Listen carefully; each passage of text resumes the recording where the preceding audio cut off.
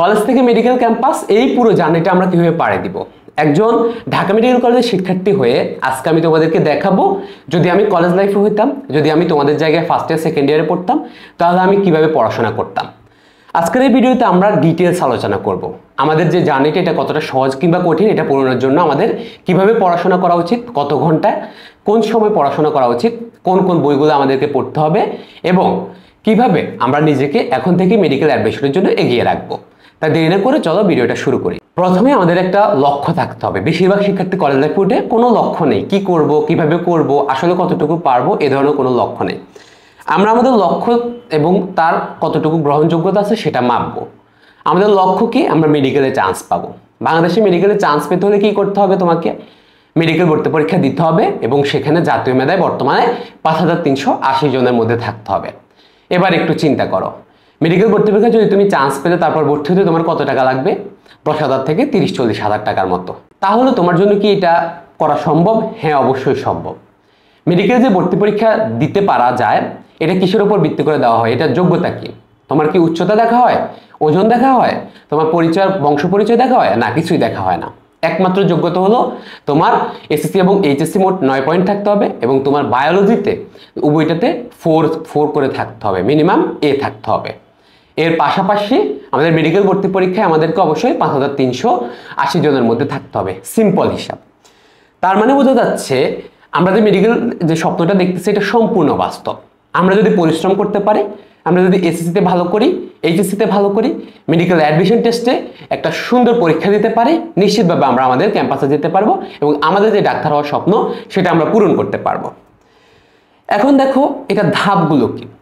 Medical admission test মোট 300 মার্কের, এর মধ্যে 200 হচ্ছে জিপিএ এর উপর, 100 হচ্ছে মেইন পরীক্ষা। এই 200-র মধ্যে তোমার 75 হচ্ছে তোমার এসএসসি জিপিএ এর উপর, আর এইচএসসি জিপিএ এর উপর হচ্ছে 125 মার্ক, মানে 5 পূরণ 15 এবং 5 পূরণ 25 যা রেজাল্ট আসে। এখন তোমার যদি 5 আছে এসএসসিতে আর এইচএসসিতে সামনে দিবা, তার রেজাল্ট তো তুমি দেখতেই পাবা। বাট অন্যদিকে যদি তোমার 5 না থাকে, তখন তোমাকে হিসাব করতে হবে যে আমার কত মার্ক কাটা যাবে। তুমি 15 পূরণ তোমার যে জিপিএ সেটা দিয়ে গুণ করবে এবং তোমার যে জিপিএটা আসলো 75 থেকে সেই মার্কটা বিয়োগ করে দিবে, তাহলে তুমি বুঝতে পারবে তোমার কত মার্ক কাটা যাবে। আমরা রেকমেন্ড করি 5 মার্কের নিচে হলে নিশ্চিন্তে মেডিকেল ভর্তি পরীক্ষা প্রিপারেশন নাও, যদিও প্রত্যেকটা মার্ক খুব বেশি গুরুত্বপূর্ণ। বাট যদি 7 মার্কও হয়, 8 মার্কের নিচে থাকে, তারপরেও তুমি চেষ্টা করে দেখতে পারো। কিন্তু এর বেশি হলে তোমার জন্য এই পথটা অনেক বেশি কঠিন হয়ে যাবে। সেক্ষেত্রে মেডিকেল একমাত্র ফোকাস এটা রাখা যাবে না। এখন যদি তুমি মেডিকেলে পড়তে চাও, মেডিকেল কি তোমার একমাত্র ফোকাস হওয়া উচিত কিনা? উত্তর হচ্ছে ইয়েস। আমি আমার প্রত্যেকটা প্রিপারেশন মেডিকেল বেসড নিব, আমি আমার প্রত্যেকটা চিন্তা ভাবনা মেডিকেল বেসড রাখবো। আমি মেডিকেলে চান্স পাওয়ার জন্য যেভাবে নিজেকে এগিয়ে রাখা যায় সেটা আমি রাখবো, এটা আমাদের লক্ষ্য থাকবে। এখন আমরা কনফার্ম হয়ে গেলাম, আমাদের আত্মবিশ্বাস চলে আসলো। মেডিকেল অ্যাডমিশনে চান্স পাওয়ার জন্য যদি একমাত্র বাধা থাকে সেটা হলো তুমি, আর কোনো ধরনের স্ট্যাটাস, কোনো ধরনের তোমার যোগ্যতা, কোনো কিছু এটার পক্ষে বাধা হয়ে দাঁড়াচ্ছে না। ক্লিয়ার? সেকেন্ড, পড়াশোনার জন্য, প্রিপারেশনের জন্য আমাদের কিছু রিসোর্স লাগবে যেগুলো আমরা পুরো কলেজ লাইফে প্র্যাকটিস করব। প্রথমত মূল বই। মূল বইয়ের বিকল্প কোনো জিনিস নেই। প্রত্যেকেই যখনই তুমি কলেজে উঠছো সুন্দর করে মূল বই কিনে নাও। কোন কোন মূল বই কিনতে হবে আমরা ভিডিও ডেসক্রিপশনে একটা লিঙ্ক দিয়ে রাখবো। আমাদের রেকমেন্ডেড মূল বইগুলো সেখানে আমরা দিয়ে রেখেছি, যেগুলো আমরা মেডিকেল অ্যাডমিশন কোচিংয়ে পড়াই এবং যে কেউ পড়াবে, যে কোনো কোচিং সেন্টার। প্রথম থেকে যদি ওই বইগুলো পড়ো, তুমি অন্যদের থেকে অনেক বেশি এগিয়ে থাকবে। তাই ভাইয়া রেকমেন্ড করবো তোমার কলেজ বা অন্য কেউ যে বই রেকমেন্ড করুক না কেন, আমরা যেগুলো বইগুলো রেকমেন্ড করছি তুমি অবশ্যই সেগুলো তোমাকে পড়তে হবে। তাহলে এরকম একটা আমরা মূল বই নেব। এটা একটা বোটানি বই, বাট এটা আমরা রেকমেন্ড করছি না, ভাইয়া রাখছি জাস্ট তোমাদেরকে দেখানোর জন্য। এরপর আমাদের একটা সহায়ক বই লাগবে, যেটার মধ্যে আমরা এইচএসসির প্রশ্নগুলো পাবো, বোর্ড প্রশ্নগুলো পাবো, প্র্যাকটিস করার জন্য পর্যাপ্ত পরিমাণে এইচএসসি বেসড প্রশ্নগুলো পাবো। আমরা একটা গাইড বই কিনবো। সহজ কথা, প্রত্যেকের উচিত এরকম একটা গাইড কিনা, যে যত কথাই বলুক এটা হচ্ছে সহায়ক বই, খুব খুব খুব বেশি গুরুত্বপূর্ণ। এরপরে আমরা মেডিকেল যেহেতু স্পেশালাইজড হতে চাই, তাই মেডিকেল অ্যাডমিশন কোচিংয়ে কীরকম প্রশ্ন হয় কিংবা মেডিকেল ভর্তি পরীক্ষার প্রশ্ন কীরকম হয়েছে বিগত সালগুলোতে আমরা যে অধ্যায়গুলো পড়েছি, সেজন্য আমরা মেডিকেল প্রশ্ন ব্যাংক কিনতে পারি, অথবা ভাইয়ার মতো এরকম একটা ডাইজেস্ট কিনতে পারি। ভাইয়ের কাছে যেহেতু সবগুলো আছে, তোমাদের কাছে নাই থাকবে, তোমরা যে কোনো একটা কিনবে। কোন ডাইজেস্ট কিনবে এটা নিয়ে প্রশ্ন করিও না। মেডিট্রিক্স আছে, রেটিনা নেটপ্রিন্ট ডাইজেস্ট আছে, এই দুটো বই আমি মনে করি সবচাইতে ভালো। তোমরা এই বইগুলো পারলে কালেক্ট করে নিও, কারণ এগুলোতে স্টুডেন্টরা অনলাইন কোচিং করে, সো তোমরা এগুলো অনেক বেশি উপকৃত হবে এগুলো পড়লে। এগুলো থেকে আমরা কি পড়বো, অন্যান্য বইয়ে কি কি ইনফো আছে, মেডিকেলের জন্য কোন কোন ইনফোগুলো বেশি গুরুত্বপূর্ণ, এবং স্পেশালি মেডিকেলে কি কি ধরনের প্রশ্ন আসে সেগুলো একটু প্র্যাকটিস করার সুযোগ পাবে। মানে অ্যাডমিশন কোচিং কিভাবে চলে সেটা আমরা এখন থেকে একটু বুঝবো। যেহেতু আমরা মেডিকেল স্পেশালাইজড হতে যাচ্ছি, আমাদের সর্বশেষ এরকম বই লাগবে, একটা ইংলিশের আর একটা জিকের। ভাই ইংলিশের অ্যাপেক্স বই রেকমেন্ড করেছি, আর জিকের জন্য এরকম একটা জিকে বই লাগবে। আমরা রিটেন ডাইজেস্টটাকে দিচ্ছি, তোমরা যেটা ইচ্ছে নিতে পারো। আমরা বলেছি MP3 নাও, আর ইংলিশের জন্য অ্যাপেক্স নাও, ইংলিশ ফর কম্পিটিটিভ এক্সাম নাও, নিড নাও, মাস্টার নাও, যেটা তোমার ভালো লাগে সেটাই নাও। বাট আমরা আমাদের ইংলিশ এবং জিকে কোর্সে অ্যাপেক্স পড়াচ্ছি, রিটেনের ডাইজেস্ট লাইন বাই লাইন পড়াই দিচ্ছি, সো আমাদের জন্য এই দুইটা রেকমেন্ডেড। এই হচ্ছে বেসিক আমাদের মূল বই, সহায়ক বই, একটু অ্যাডমিশন বেসড ডাইজেস্টগুলো, এবং আমাদের প্রশ্ন ব্যাংক সহ এটা নিতে পারি ইংলিশ এবং জিকে বই। এগুলো মেডিকেল অ্যাডমিশন টেস্টের যারা এক্সপিরিয়েন্স আছে তোমাদের প্রত্যেকের থাকা উচিত। হ্যাঁ, টাকার অভাব থাকতে পারে, ভাইয়া অনেক কিছু কিনতে পারিনি, এটা সত্য কথা, মূল বই কিনতে কষ্ট হয়ে যায় অনেকের, বাট তোমার যদি টাকা পয়সা থাকে তোমার এখানে স্পেন্ড করা উচিত, কোনো কার্পণও করা উচিত না, অবশ্যই ভালো করে স্পেন্ড করা উচিত। বই তো কিনে ফেললাম অনেকগুলোই, এখন আমাদেরকে পড়াশোনা করতে হবে। কীভাবে আমরা পড়বো? পড়াশোনা করার আগে আমাদের কিছু বিষয় ঠিক রাখতে হবে। এক, আমাদের পড়ার টেবিলটা নিট অ্যান্ড ক্লিন হতে হবে, এটা হওয়া উচিত। চেষ্টা করতে হবে একা একা এক রুমে পড়ার জন্য, যদি এক রুমে না পড়তে পারি তাহলে যদি ভাই বোন পড়ে বা অন্য কেউ আছে তার সাথে শেয়ার করে পড়তে হয়, তাহলে চেষ্টা করতে হবে একটা হেডফোন লাগিয়ে পড়ার জন্য। যদি সেটাও না পারে, যে কোনোভাবে হোক আমাদের একটু নয়েজ থেকে বাঁচতে হবে, আশেপাশে বারবার যেহেতু উঠতে না হয় সেটা থেকে। এর পাশাপাশি এমন একটা সময় আমাদেরকে বেছে নিতে হবে যে সময়টাতে আমাদের বাবা মা সহ অনেকে আমাদেরকে বারবার ডাকবে না, বারবার হেল্প করতে হবে না, বারবার ইয়ে করতে হবে না। চেষ্টা তো অবশ্যই করে, এবং আমি মনে করি আমাদের বেশিরভাগ পরিবারের সন্তানদেরকে সাপোর্টটা দিচ্ছে যে তুমি তোমার মতো পড়াশোনা করো, খুব একটা কষ্ট করা লাগে না। বাট বাবা মাকে সাপোর্ট করা যেতেই পারে, কিন্তু আমাদের চেষ্টা করতে হবে আমাদের একটু কিছু সুন্দর এবং মানে হলো নির্ভেজাল একটু পড়াশোনার সময় নিরিবিলি একটা পরিবেশ, ক্লিন একটা পরিবেশ আমাদের থাকা উচিত। দ্বিতীয়ত, ভাইয়ার এখানে দেখতে পাচ্ছ আমি যে যে বিষয় পড়তে চাচ্ছি শুধুমাত্র সেই বইগুলো আমার পড়ার টেবিলে থাকবে, অন্য কোনো বই আমার পড়ার টেবিলে থাকবে না। জাস্ট আমি যেটা পড়তে চাচ্ছি ইন্টেনশনালি সেই কাজটা আমার থাকতে হবে, সেই বইটাই আমি পড়বো। আমি কি পড়তে চাচ্ছি সেটা আমি নিব, এটার জন্য সহায়ক যে যে বই লাগবে সেগুলো আমি নিব শুধুমাত্র, যে যে ইনস্ট্রুমেন্ট লাগবে, ক্যালকুলেটর লাগবে এগুলো নিব, আমার পানির বোতল লাগবে আমি পানি বোতল নিব, অ্যালার্ম ক্লক লাগে, টাইম লাগলে টাইম নিব, শেষ। একটা ক্লক ইউজ করবো, রাদার দেন আমাদের স্মার্টফোন টেবিলে ইউজ করা নিষেধ, শুধুমাত্র যখন আমাদের ক্লাস হচ্ছে। অনলাইনে ক্লাস করার ক্ষেত্রে আমাদের অনেকেরই ডিভাইস লাগে, সেক্ষেত্রে আমি রেকমেন্ড করি যদি তোমার ল্যাপটপ থাকে বা ডেস্কটপ থাকে সেখানে ক্লাস করা ভালো, তাহলে ডিস্ট্রাকশন তুলনামূলক কম। কেন ফোন স্ক্রল করা যত সহজ, এটা স্ক্রল করতে তত বেশি মজা লাগে না, এক। আর দ্বিতীয়ত হলো এটাতে মনোযোগ ভালো থাকে। তারপরেও যদি না হয় আমরা একটা স্ট্যান্ড নিব, এই ফোনটাকে স্ট্যান্ডে রেখে আমরা ক্লাস করব অনলাইনে, যতক্ষণ ক্লাস করছি ততক্ষণ। এরপরে আমরা যখন পড়ছি তখন আমরা কোনোভাবে ফোন চালাবো না, অন্য সময় আমরা ফোন চালাবো। আমাদের ফোন চালানো, সোশ্যাল মিডিয়া ইউজ করার একটা সময় আছে, ভিডিও দেখার একটা সময় আছে, এর বাইরে আমরা আসলে এটা চালাবো না। যদি তুমি মেডিকেল অ্যাসপিরেন্ট হয়ে থাকো, ভালো করতে চাও, এটা ভাইয়ের একটা রিকোয়েস্ট রইল তোমাদের কাছে। এবার পড়াশোনায় বসে যাই, কোনো প্রশ্ন করার দরকার নেই ভাইয়া কত ঘন্টা পড়বো, যতক্ষণ আমরা পড়তে পারি। আমাদের পড়াশোনার রুটিনে একটা সমস্যা হলো যে আমাদের আমাদের কোনো রুটিন নাই। তো রুটিন নাই, দ্বিতীয় হলো আমরা অনলাইনে অফলাইনে স্পেশালি সারাক্ষণ দৌড়াতে থাকি। ভাইয়া রেকমেন্ড করবো যে কোনো শিক্ষার্থী 2 বিষয়ের বেশি কোনো প্রাইভেট পড়া যাবে না, কোনো কোচিং করা যাবে না, তাও একই প্রতিষ্ঠান হলে ভালো। ভিন্ন ভিন্ন প্রতিষ্ঠানে ভিন্ন ভিন্ন জায়গায় সারাদিন রাত দৌড়ানো একদমই উচিত না, শহরে এই কালচারটা অনেক বেশি। ভাইয়ের রেকমেন্ডেশন হলো যদি যতটুকু তুমি সময় কমাইতে পারো ততটুকু তোমার জন্য ভালো। তোমাকে নিজে নিজে পড়াশোনার সময় দিতে হবে, 6-7 ঘন্টা মিনিমাম নিজে নিজে একটু পড়তে হবে, নিজে নিজে চেষ্টা করতে হবে, এটা সবচেয়ে ভালো যদি তুমি অ্যাডমিশনে চান্স পেতে চাও। নিজে নিজে পড়া কোনো বিকল্প নেই। শুধুমাত্র কি টেবিলে পড়তে হয় না, টেবিলে ছাড়া তুমি শুয়ে শুয়ে পড়তে পারো, আমার কোনো সমস্যা নেই, যেভাবে তোমার ভালো লাগে। আমার অনেক শিক্ষার্থী শুয়ে শুয়ে পড়ে, আপত্তি নেই। পড়াশোনা যখন শুরু করছি 2 ভাবে শুরু করা যায়, এক, মূল বইটা নিয়ে নিজে নিজে পড়া যায়, অথবা অনলাইনে ক্লাস করা যায়। তা আমরা ধরে নিচ্ছি আমাদের একটা অনলাইন শিক্ষার্থী যে ভাইয়ের কাছে পড়ে রেগুলারলি, ও রুটিনটা কেমন হওয়া উচিত আমি সেটা জানি। তোমাদের সবার কে কিভাবে প্রাইভেট পড়া পড়া সেটা আমি বলতে পারবো না, তোমরা তোমাদের মতো একটু বুঝে নিও। প্রথমে আমাদের সকালে একটা বিষয় রাখতে হবে যেটা আমরা সকালে পড়বো। যেদিন আমাদের কলেজ আছে আমরা কলেজে যাব, আর যেদিন আমাদের কলেজ নেই বা আমাদের যদি কলেজ অনেক অপ্রয়োজনীয় মনে হয়, অপ্রয়োজনীয় বলবো না আমি, কিন্তু কলেজ যদি মনে হয় যে যেটাতে আমি যেভাবে আগাইতে চাচ্ছি কলেজ যেভাবে আগাচ্ছে না, বেশিরভাগের এই অবস্থা, বা আমি যেভাবে পড়তে চাচ্ছি কলেজ সেভাবে আসলে পড়াচ্ছে না, এটা তোমাকে একটু বিবেচনা করতে হবে। মনে রাখবা কলেজের টার্গেট হচ্ছে তার সকল শিক্ষার্থীকে সিলেবাসটা মোটামুটি টেনে টুনে শেষ করে দেওয়া। এ প্লাস পাওয়া কলেজের দায়িত্ব না, পাশ করানোর দায়িত্ব বলতে পারো, কিন্তু তুমি মেডিকেল অ্যাডমিশনে চান্স পাবা সেজন্য পড়াশোনা করা এটা কলেজের একদমই দায়িত্ব না। এগুলো সম্পূর্ণ তোমার নিজ দায়িত্ব, তোমার ক্যারিয়ার, তোমার চিন্তা ভাবনা। আমার কথা বুঝতে পারছো? সো এই জন্য তুমি সচেতন চুজ করবা আমি কোনটা চুজ করব। দ্বিতীয়ত একটা গাইডলাইন চুজ করতে হবে, হয় কোচিং অফলাইন, না হয় কলেজ, না হয় অনলাইনে ভাইয়া, একটা। এর বাইরে সব দিকে সবখানে গেলে ভালো পড়াশোনা হবে না, বা আমি যেভাবে যাচ্ছি সেভাবে হবে না।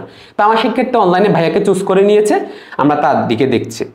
দুইভাবে ক্লাস করা যায়, এক মূলবে নিজে নিজে শুরু করা, অথবা আমরা আগে ক্লাস করব তারপর পড়তে বসবো। আমি রেকমেন্ড করব দুইটার একটু মিক্স। আমরা প্রথমে যদি বইটা না নিয়ে একটু টাচ না করি তাহলে হবে না। আমাদের শিক্ষার্থীদের বই মানে ধরা নিয়ে ভয়।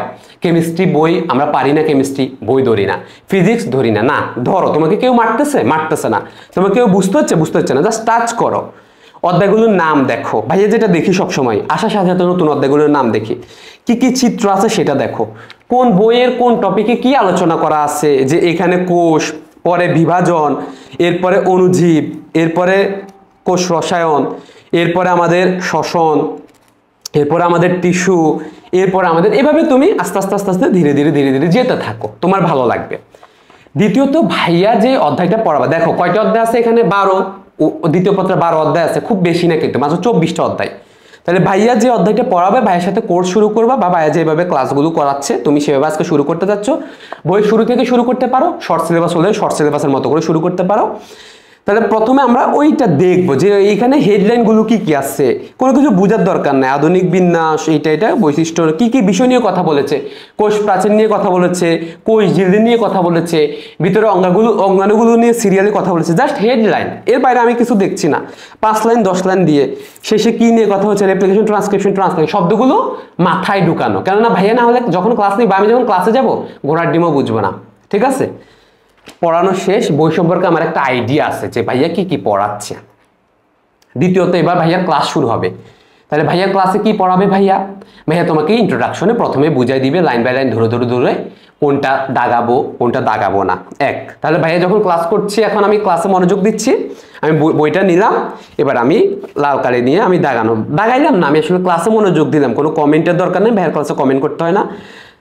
দাগানো শুরু করলাম, একটু ভাইয়া পড়াচ্ছে সেটা বোঝা শুরু করলাম। যখন ভাইয়া বোঝাচ্ছে আমি জাস্ট স্ক্রিনে মনোযোগ দিব, বুঝতেছি, আর টুক করে দাগিয়ে ফেললাম, টুক করে একটা নোট করলে ভাইয়া এইভাবে তাকায় একটু করে লিখে ফেললাম, টুক করে যে এইটা পড়তে বলছে এটা।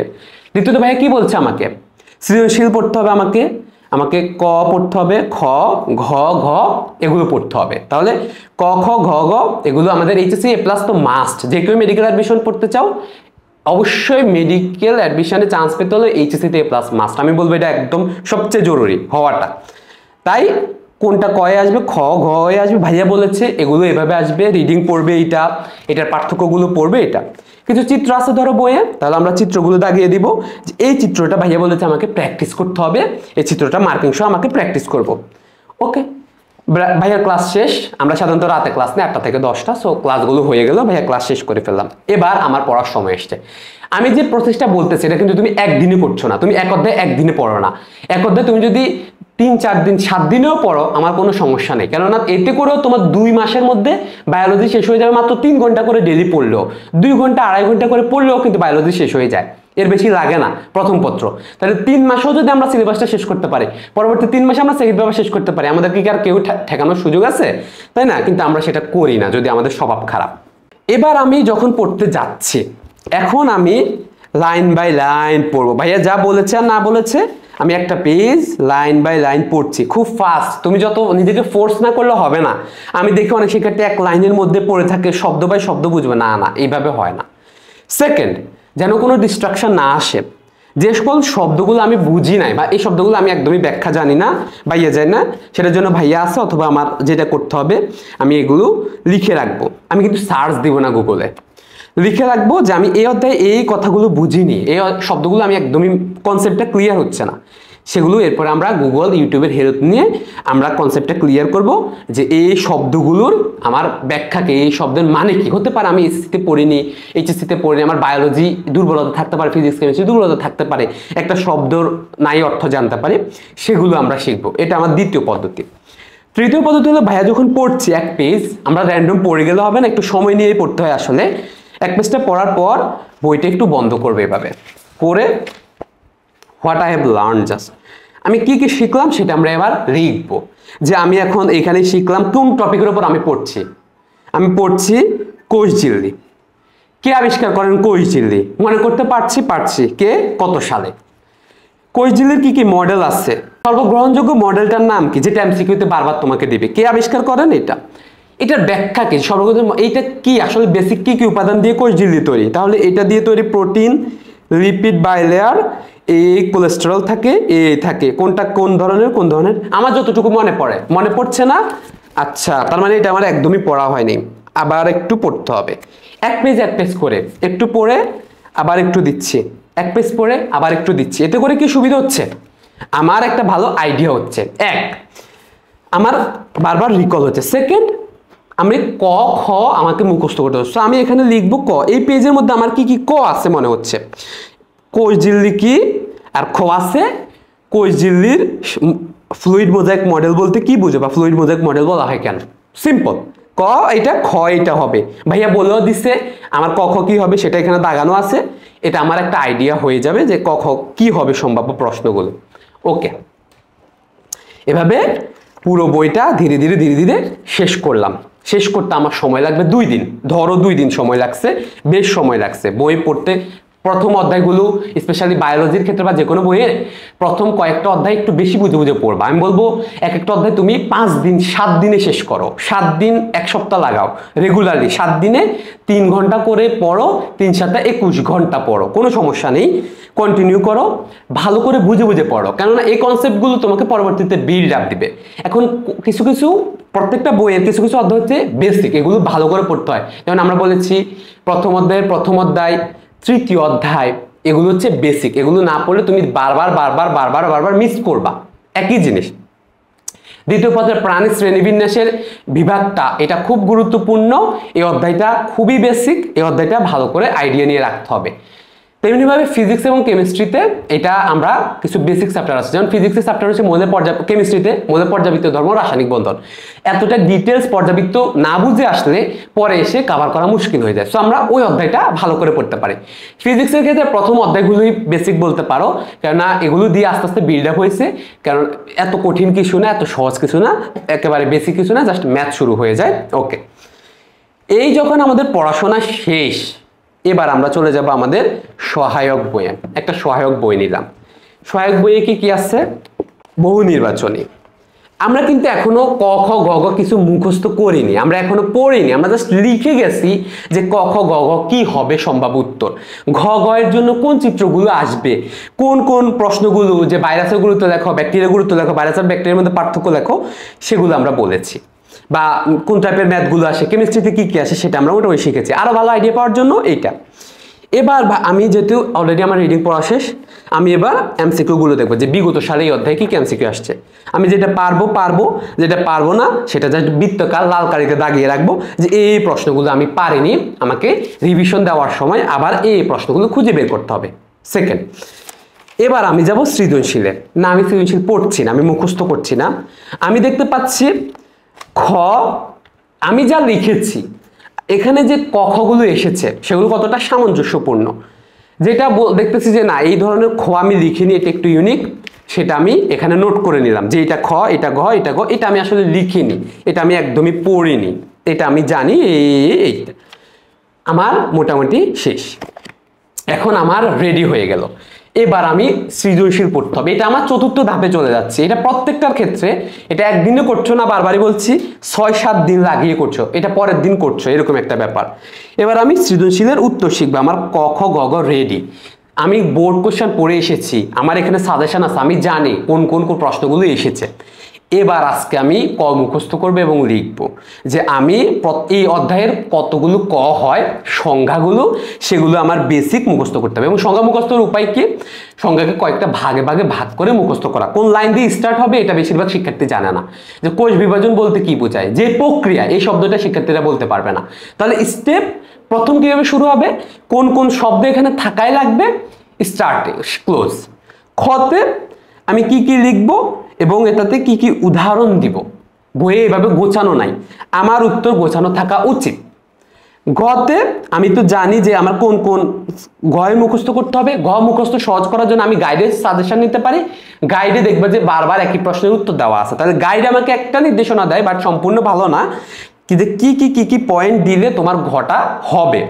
তুমি চাইলে এবার মূল বইয়ে পড়তে পারো। আমরা সবসময় পরামর্শ দিই মূল বইয়ের রেফারেন্সটাই গাইডে দিতে। তাহলে তোমরাও মূল বইটার এবার যাও যে মূল বইয়ের কোথায় বর্ণনা দেওয়া আছে। অনেক সময় এক্স্যাক্টলি মূল বই অনুযায়ী বর্ণনা দেওয়া আছে না, সেখানে গাইড না হলে মূল বইয়ে যদি এক্স্যাক্টলি বর্ণনা দেওয়া থাকে, যেমন বায়োলজির ক্ষেত্রে, তখন আমরা মূল বইয়ের পয়েন্টগুলো মুখস্থ করব। স্পেশালি পয়েন্টটা জাস্ট কোন শব্দটা পড়লে আমার উত্তর হয়ে যায়, কোন শব্দটা দিলে আমি এই পয়েন্টগুলো বলতে পারি। এর আর এর মধ্যে পার্থক্য, 5টা পার্থক্য বলো, 10টা পার্থক্য বলো। বেশি লেখাচ্ছে নির্ভুল লেখা খুব জরুরি, বেশি জানাচ্ছে যা জানো তা নির্ভুল হওয়া খুব জরুরি। আমার কথা কি পয়েন্ট বুঝতে পেরেছো? এটা আমরা গাইডটা দেখে শিখলাম এবং আমরা চিত্র আঁকবো। এবার আমাদের কিছু চিত্র প্র্যাকটিস করতে হবে একদিন, যে আমরা এই অধ্যায়ে কি কি প্র্যাকটিক্যাল চিত্র আছে এগুলো মার্ক করে, মার্ক ছাড়া সম্পূর্ণ আমাদেরকে একে প্র্যাকটিস করতে হবে। অনেক শিক্ষার্থী চিত্র আঁকে না, অনেক শিক্ষার্থী গ্রাফ আঁকে না, তারা এটাতে সবচেয়ে বেশি দুর্বল। তুমি যখন এক্সপার্ট হবা তোমার মনে হবে চিত্র দেওয়া সবচেয়ে বেশি সহজ। চিত্র দেওয়া মানে হলো খুব ভালো একটা প্রিপারেশন। যার প্রিপারেশন আছে সেই চিত্র দিতে পারবে, যার প্রিপারেশন নাই সে ভালো চিত্র কোনোদিনও দিতে পারবে না, ঠিক আছে? সো হুবহু হতে হবে না, বাট সলিড পেন্সিল দিয়ে চিত্র, কোনো রঙিন লাগবে না, চিত্র আঁকা শিখতে হবে। আমরা কতগুলো স্টেপ পার করে ফেললাম, পার করা শেষ, আমাদের সর্বশেষ ধাপের দিকে আমরা চলে গেছি। এবার আমরা শিখবো আমাদের মেডিকেল অ্যাডমিশনে কি ধরনের প্রশ্ন আসবে। তাহলে আমরা মেডিকেল অ্যাডমিশনের প্রশ্নগুলো দেখতে পাচ্ছি। এই অধ্যায়ে যে যে প্রশ্নগুলো আমি পারি, মনে হচ্ছে আলহামদুলিল্লাহ গুড, আমি যেহেতু অনেক ভালোভাবে পড়ছি আমার মনে হচ্ছে যে আমি পারবো। যে যে প্রশ্নগুলো পারি বৈশিষ্ট্যগুলো পড়বো। আমি যে যে বৈশিষ্ট্যগুলো অলরেডি পড়ে এসেছি, বই সম্পর্কে আমার ধারণা আছে, সেগুলো আর বারবার পড়ার দরকার নাই, কারণ নাইলে কঠিন হয়ে যাবে। যে যে লাইনটা আমি কোনোদিনও পড়িনি এখানে আছে, ওই লাইনটা আমি কোনোদিনও জানি না, আমার বইয়ে এটা আসলে নাই, আমি এটা ওই টপিকের মধ্যে পাই নাই, ভাইও আমাকে দাগিয়ে দেয় না, সেটা আমি একটু নোট করে ফেলবো। এটা অ্যাডমিশন প্রিপারেশনের জন্য বলছি, এটা অ্যাডমিশন প্রিপারেশনের জন্য বলছি, অ্যাডমিশন প্রিপারেশনের জন্য বলছি। ওকে, পাশাপাশি সপ্তাহে 2 দিন রাখতে পারো, 3 দিন রাখতে পারো, তোমার জন্য একটা সুখবর আছে, সেটা হলো আমাদের ইংরেজিকে কোর্স আমরা দিয়ে দিচ্ছি এখানে। সো ইংলিশ আর জিকেটাও তুমি একইভাবে পাশাপাশি পড়তে পারো। মুখস্থ অংশ আছে, মুখস্থ অংশ 30 মিনিট, প্রত্যেক দিন না, একদিন ইংলিশ পড়ো, একদিন জিকে পড়ো। ইংলিশ হয়তো 1 ঘন্টার ক্লাস, 30 মিনিট করে 2 দিন লাগবে, একটা টপিক শেষ হয়ে যাক। ইংলিশটা 30টা টপিক আছে, জিকেতে 30টা টপিক আছে। জাস্ট এই 30টা 60টা টপিক যদি আমরা একটু টাচ করে রাখতে পারি অনেকাংশে, অনেক সহজ হয়ে যাবে পুরো জার্নিটা, অনেক সহজ। তো ভাইয়া যেটা করতাম, 30টা দিন, একদিন হঠাৎ করে মনে পড়লো যে আমি সপ্তাহে 2 দিন এরকম সময় বের করব। এই সময়টাতে আমি যেটা পছন্দ করি সেটা হলো হয়তো একদিন খাওয়ার পরে রাতের দিকে আমি একটু ইংলিশ পড়তে বসবো, কেন ওই সময় আমার মনোযোগ ভালো থাকে। ধীরে ধীরে আমি জাস্ট জিকে তো ফ্যাক্ট, ভাইয়া যা দাগায় দিবে ওই লাইনগুলো বারবার পড়তে হবে, একদম সহজ জিকে ইয়াটা, তাই না? 10 মার্ক ইংরেজিকে, মোট 25 মার্ক, কিন্তু খুব ইম্পর্টেন্ট, খুব ইম্পর্টেন্ট। এবার আমাদের পড়াশোনা শেষ। আমাদের টার্গেট থাকবে, আমাদের যে 3 মাস সময় পাবো প্রত্যেকটা সেশনের মাঝে, এখানে হয়তো আমাদের 4টা করে অধ্যায় আছে, 4টা বায়োলজি অধ্যায়, 2টা কেমিস্ট্রি অধ্যায়, 2টা ফিজিক্স অধ্যায় বা 3টা ফিজিক্স অধ্যায়, সমস্যা নেই। ফিজিক্স আর কেমিস্ট্রির মধ্যে আমি যেটা খেয়াল করছি, আমরা এখানে যেমন ক খ গ ঘ সাজাই, ওইখানে আমরা যখন রিডিংটা পড়বো, এখানে তো রিডিং মুখস্থ করা খুব একটা জরুরি না, যতটুকু জরুরি ততটুকু আমরা পরেও করতে পারি। ওইখানে মেন জরুরি হলো ওইখানে যে একটু আগে যে সূত্রটা শিখলাম, একদিন আমি আবারও বলি, যেদিন আমরা রিডিং পড়ছি সেদিন ম্যাথ করব না, যেদিন আমরা মুখস্থ করছি সেদিন আমরা ম্যাথ করব না, যেদিন আমরা মুখস্থ করছি আমরা সেদিন টানা মুখস্থ করব, যেদিন আমি এমসিকিউ সলভ করছি সেদিন আমরা টানা এমসিকিউ সলভ করব, যেদিন আমি রিডিং পড়ছি সেদিন আমি রিডিংই পড়বো, যেদিন আমি চিত্র আঁকা শিখতেছি সেদিন আমি চিত্রই আঁকবো। কতক্ষণ পড়বো টানা? মিনিমাম 4-5 ঘন্টা, মিনিমাম 4-5 ঘন্টা আমি বলতেছি, বাট 2-3 ঘন্টা তো পড়া লাগবেই। এর মাঝে কোনো গ্যাপের দরকার নেই। হ্যাঁ, একটু পানি খাইতেই পারি, তবে পড়ার টেবিল থেকে ওঠার দরকার, অন্তত রুম থেকে বাইরে যাওয়ার কোনো সুযোগ নাই, ফোন টাচ করার কোনো সুযোগ নাই। তোমাকে বোরডমের মধ্যে ঢুকে যাইতে হবে। তুমি বোরিং থাকো, কোনো সমস্যা নেই। এতে সুবিধা কি? যখন একটু পরে একটু আধা ঘন্টার জন্য ফোনটা পাবা, খুব শান্তি লাগবে। ফেসবুক চালায় মজা পাবা। তোমার বান্ধবী বন্ধু সারাক্ষণ র্যান্ডম স্ক্রল করে, তোমার স্ক্রল করার দরকার নাই। তুমি কয়েকটা ইউটিউব চ্যানেল সাবস্ক্রাইব করে রাখবা, যে যাদের ভিডিও তুমি প্রত্যেকদিন দেখো, স্পেশালি যারা তোমাকে মেডিকেল অ্যাডমিশনে হেল্প করছে। ভাইয়ার চ্যানেলটা তুমি সাবস্ক্রাইব করে, যে ভাইয়া রাকিব ভাইয়া প্রত্যেক 2 দিন পর পর একটা ভিডিও দেয়, আমি মাঝে মাঝে 2 দিন পর পর ভাইয়ার একটা ভিডিও দেখবো, আমার এন্টারটেনমেন্ট হয়, মোটিভেশন হয়, ভালোও লাগে, হতে পারে। তেমনিভাবে তুমি ফেসবুকে নির্দিষ্ট কয়েকটা জাস্ট গ্রুপ যারা হেল্প করছে, যারা মেডিকেল অ্যাডমিশনে মোটিভেট করছে, সাপোর্ট করছে, পোস্ট করছে তোমাদেরকে নিয়ে, শুধুমাত্র তাদের দুনিয়ার আজে বাজে হিবি জিবি মিম এসবের মধ্যে ঢোকা যাবে না। সোশ্যাল মিডিয়া এভাবে চালালে কোনো দিনও একটা ভালো ইন্টেলিজেন্ট এবং যথাযথভাবে যোগ্যভাবে চান্স পাওয়া স্টুডেন্ট হয়ে উঠতে পারবা না। তাহলে আমরা এখন ম্যাথ করতেছি, আমরা কন্টিনিউ ম্যাথ করব। সৃজনশীল না, ম্যাথ জাস্ট, কেননা একটা সৃজনশীল হচ্ছে অনেকগুলো পার্ট। এরপরে যেদিন আমরা সৃজনশীল ব্রেকডাউন শিখবো, সেদিন আমরা ভাইয়ার ক্লাস করার আগে সৃজনশীল ব্রেকডাউন শিখতে পারি, যে কিভাবে সৃজনশীল উত্তরগুলো করতে হয়। এরপর আমরা সৃজনশীল ব্রেকডাউন করা শিখবো। এখানে আমি 2টা জিনিস প্র্যাকটিস করি। যখন আমরা করছি, আমরা বোর্ড প্রশ্নগুলো আবারও দেখবো, স্পেশালি আমাদের এক্সামের আগের দিন বা এক্সামের আগের দিকে 1 সপ্তাহ আগে, বা আমরা 1 মাস পর পর 1 মাসের শেষের দিকে আমরা একদিন রিভিউ রাখতে পারি। সেদিন আমরা দেখবো যে আমরা বোর্ড প্রশ্ন কোনগুলো পারি, যেগুলো আমরা পারি না সেগুলো বাদ, যেগুলো আমরা পারি সেগুলো বাদ, সেগুলো আর টাচ করার দরকার বা বেশি দেখার দরকার নেই, ঠিক আছে? এগুলো আমি একবার পড়লে হয়ে যাবে। যাইতে যাইতে দেখবা যে এমন সৃজনশীল আসে যেটা তুমি কোনোদিন পড়োনি, টাচও করেনি, কনসেপ্ট জানো না, সাথে সাথে উত্তর দেখে নাও। এইটা তোমার বোঝার দরকার নেই, মুখস্থ করার কিছু দরকার নেই, উত্তরটা দেখে নাও। আচ্ছা, এই টাইপের ম্যাথ আসলে আমি এইভাবে পড়বো, এই টাইপের ম্যাথ আসলে আমি এইভাবে পড়বো, ঠিক আছে? এইভাবে সৃজনশীল। তাহলে আমরা কি কি শিখলাম আমাদের এইচএসসি লাইফে?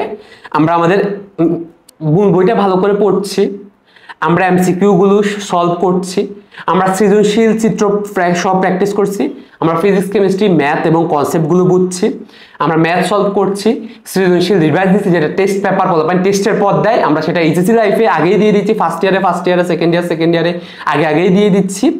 এভাবে করছি। আমরা মেডিকেল অ্যাডমিশনের প্রশ্নগুলো সম্পর্কে অবগত হচ্ছি, জানছি। তোমাকে আমি বলছি না সবকিছু পড়তে হবে, দরকার নেই। মেডিকেল অ্যাডমিশনের কনসেপ্টগুলো জানো। আমরা তোমাদের কিছু প্র্যাকটিস বুক দিচ্ছি আমাদের কোর্সে, সেখানে তোমরা প্র্যাকটিসও করতে পারো, যে বিগত সালের ভার্সিটি কি প্রশ্ন এসেছে, অন্যরা কি প্রশ্ন দিয়েছে ভর্তি পরীক্ষায়, সেগুলো আমরা ওই অধ্যায়ের প্র্যাকটিসটা করতে পারছি। এবং আমরা সৃজনশীলে কিভাবে উত্তর দিব সেটা আমরা শিখতে পারছি, যেটা অনেক শিক্ষার্থী ভুল করে।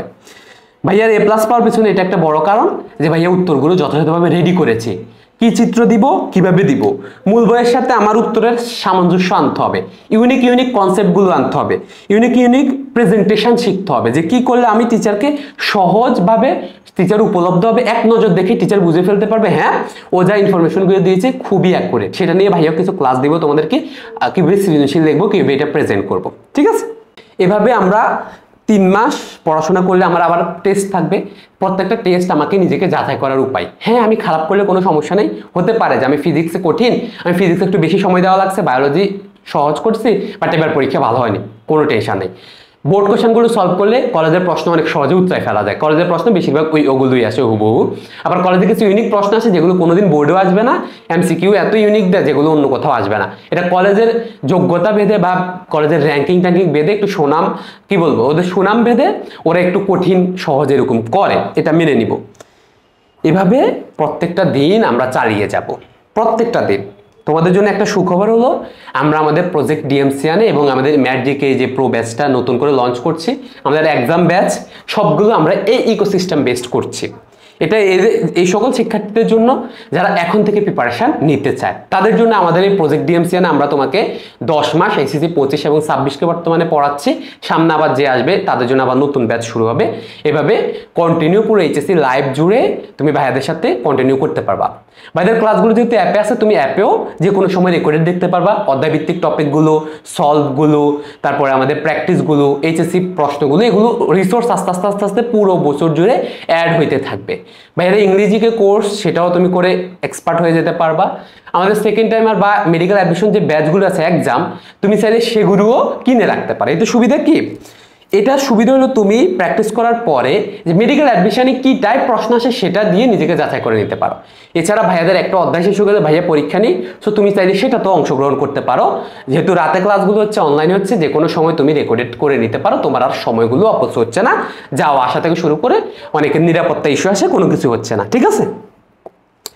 আরো কিছু বেসিক পরামর্শ হলো, ভাইয়া সময় পায় না, এটা আমাদের কঠিন পরামর্শ। দেখো এইটা থেকে সচেতন থাকতে হবে, এটা অনেক ভালো জিনিস, অনেক খারাপ জিনিস। তুমি যদি ভাইয়ার ইউটিউবে যাও দেখবা ভাইয়ার ইউটিউবে ভাইয়া যা কনজিউম করতে যায় শুধুমাত্র ওই চ্যানেলগুলো সাবস্ক্রাইব করা, এবং ভাইয়া ইউটিউবে কখনো ফিড স্ক্রল করি না।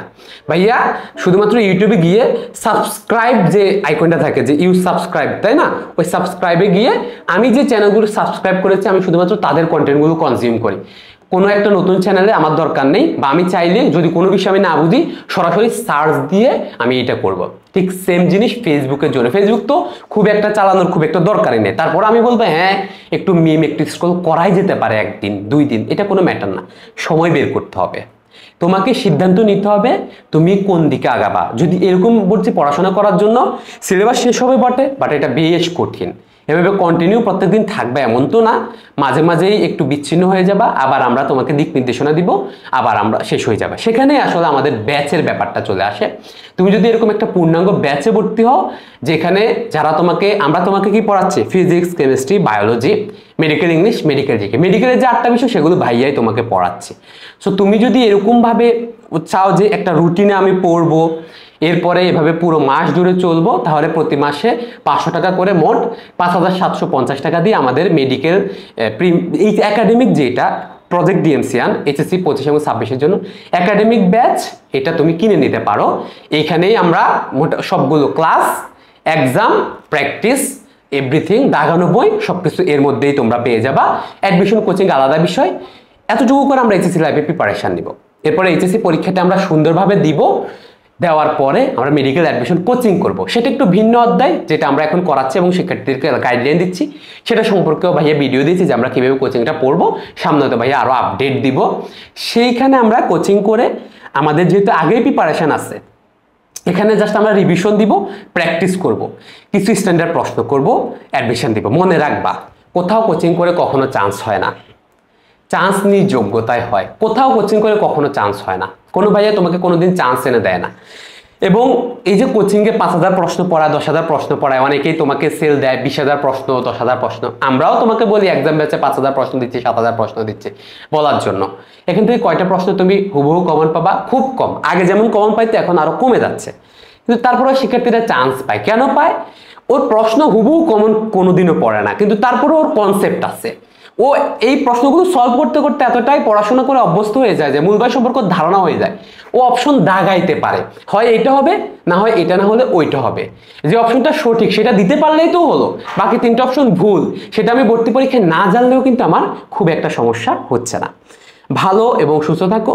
যতটুকু গাইডলাইন দেওয়ার জন্য দিলাম এতটুকুই সিম্পল প্রিপারেশান। এর বাড়তে কোনো জাঁকজমকপূর্ণ কোনো জমজমাট আয়োজন এখানে নেই। সুন্দরভাবে যদি একটা ভাইয়াকে একটা সুন্দর ক্লাস ফলো করো, একটা সুন্দর এক্সাম ফলো করো, একটা সুন্দর ভাইয়া যে কন্টেন্টগুলো বললাম এভাবে স্টেপ বাই স্টেপ পড়াশোনা করো, এইচএসসিতে ভালো করবা, মেডিকেল অ্যাডমিশনে ভালো করবা, একদম ইজিলি ফার্স্ট টাইমে ভাইয়ার মতো ঢাকা মেডিকেল কলেজে চান্স পেয়ে যাবা।